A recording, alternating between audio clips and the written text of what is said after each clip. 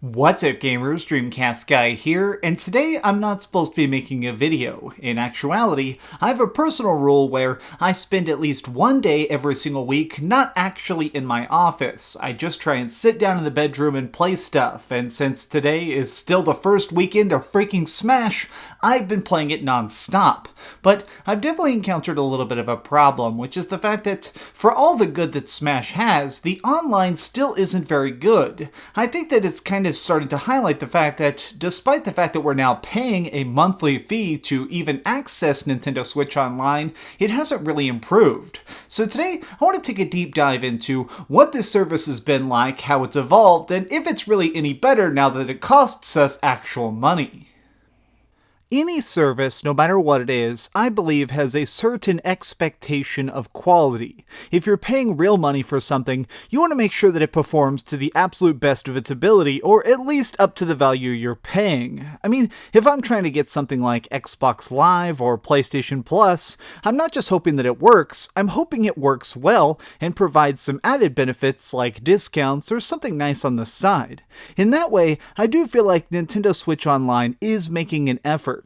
The NES games we have and some of the stuff they've done is really cool, and I admire the fact that they're at least making an attempt. My issue is that I have the unique ability to look back at how this is played since its inception.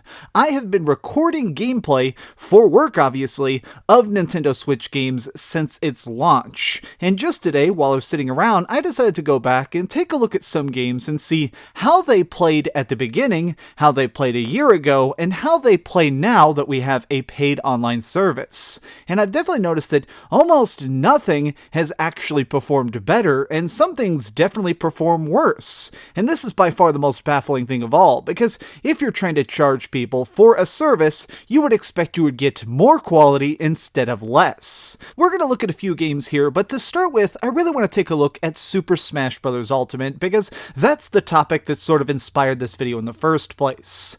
I am enjoying the heck out of the game, so don't misunderstand me. I'm not saying it's bad, I'm not saying it's broken, I'm saying that the online has some serious problems when it comes to just general functionality. One of them being the fact that it seems like a lot of actions do have a little bit of a delay, especially when you're trying to play in bigger matches. A 4-player match is never going to be as smooth as you would like, and I think what's most frustrating to me is a lot of times I would completely lose a match because I would have a couple frames of delay when I was trying to do that last second jump. Or even more infuriating is when I'm fighting somebody and they are such a good opponent when suddenly they clearly screwed up because of internet issues and go flying off the side.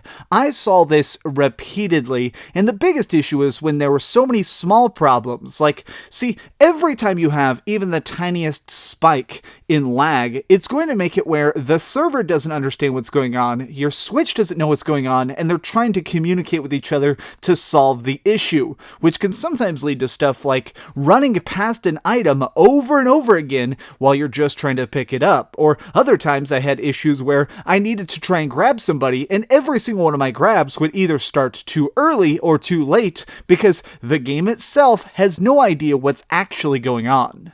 Getting off the subject of Smash for a second, I've seen this in other games as well, like something that came out relatively recently was Overcooked 2. Now, you may not have played this game, but it's really funny to be quite honest, and something that's really fun to play, couch co-op, but when I decided to experiment online, it is borderline unplayable. Playing well in this game requires that you're constantly communicating with your partner, picking up items, and serving up orders in the most seamless process possible, and here, when I'm trying to deal with constant hiccups of lag, it is literally a broken mess. I mean, I literally lit the kitchen on fire because I was just trying to pick up this pan for 10 seconds as this rice burned, meaning that my teammate, who apparently had slightly better latency when it came to the server connection, was able to rescue me, but still, how the heck am I having lag issues this badly after the paid service has been initiated?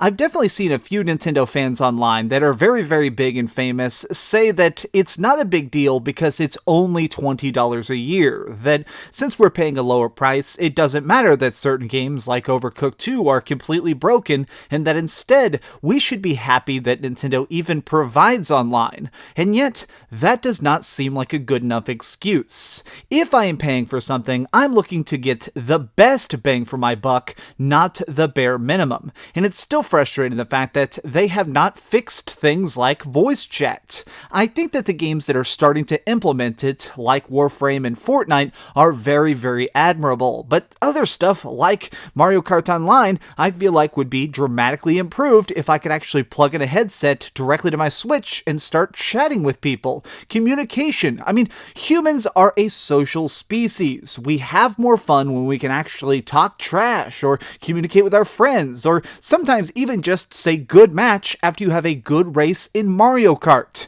I played this for a couple hours today just to see if it worked a little bit better, and I've noticed that for the most part, it seems like the racing is still just as functional as it needs to be, but other modes, like when you're trying to play something like Battle, are clearly having tons of lag errors. People are stuck sitting there, and I bet you that their screens are completely frozen when this would all just work so smooth. You know, one of the things they tried to add as a cool extra benefit of the online service is they said that you would get, air quotes, free NES games, stuff that would just get slowly introduced month by month, and here we are, I think about 90 days after they've introduced the online service, and still the games aren't super superb. I'm very thankful that we have a cool digital version of something like Metroid, playable on the Nintendo Switch, but it's not really a replacement for Virtual Console, and the fact that I have to keep paying for it every single month or these games just instantly become inactive makes it seem more like a hindrance than a benefit. Really, my main issue is the fact that I just want all this to be the tiniest bit better. I'm not saying that it's completely destroyed. Instead, I'm saying that for the price we're paying and the fact that we are paying a bonus price, it should be a bonus benefit.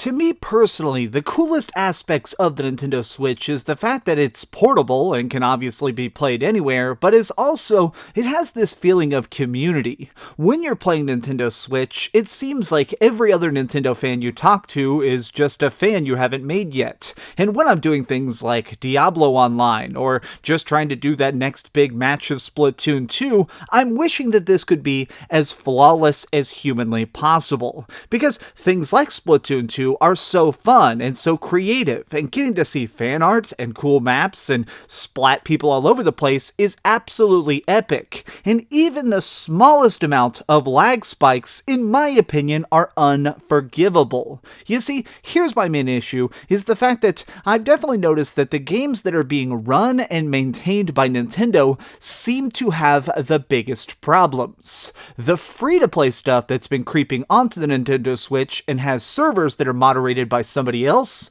those are completely fine. It is only Nintendo who seems to not know how to properly moderate, maintain, and upkeep their own personal servers. We still don't know for a fact whether or not there's good connections or maybe some sort of giant mainframe when it comes to Super Smash Bros. Ultimate, or if it's all peer-to-peer connections, but whatever it is right now is clearly not enough. And so I'm kind of just sitting here wondering, what are they doing with all those millions of dollars? I mean, obviously, they're probably making $50 to $100 million every single month off of all of us chipping in for this service. So are you telling me it's going to get better? Is it going to get worse? Or is this just going to stay the same until eventually people start canceling because they're just flat out annoyed? There is an idea I've seen going around that I'm very much against, which is a possible premium online service, where perhaps instead of paying $3 or $4 a month, you would instead opt in to try and pay $15 or $20 a month to get extra cool,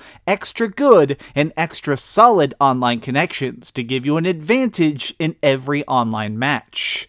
Anybody who's saying that is not only wrong, you're dumb. That is a bad idea and something you shouldn't be putting out there, because I guarantee you, if a company hears that and think that they can extra monetize their fan base, they're going to consider doing it. I mean, right now, as much as I love Sony and Microsoft, if they could get away with that, they absolutely would. And especially because the more hardcore audience is definitely going to try and get every single edge they can. Call of Duty Black Ops is a very fun game, but if I know that the very best people out there who are shooting me the most are the people who just happen to be paying a larger sum of money, I'm definitely going to quit. And if they start trying to implement something like that into any game, especially something that's nice and cutesy like Splatoon, you can guarantee that I would drop it and never come back.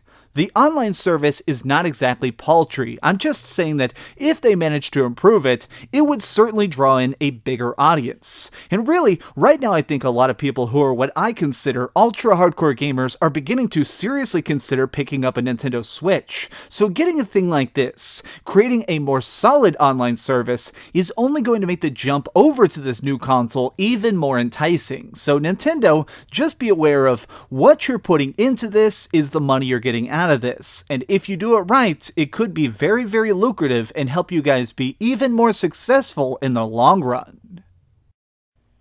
It's really a shame that this hasn't done more. When you look at it, it's just such an easy thing to do. Both Microsoft and freaking Sony have found ways to try and make it where their online is stable, the services are good, and installing the latest games is incredibly quick, but it's only Nintendo who still seems to slip up.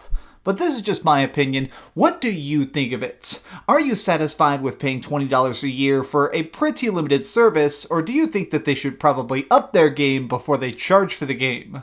Let me know your thoughts in the comments down below. If you enjoyed this video, please give it a like, share with your friends, and subscribe if you haven't already. But do me the biggest favor of all and keep dreaming.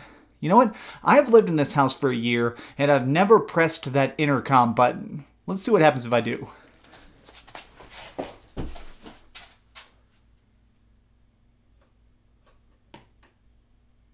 It's making noises. Thanks so much for watching that video. If you want to see something else, you can always click this link to see what I put up last, or, subscribe and see what's coming up next. Also, I promise that whatever I do, it'll try not to suck.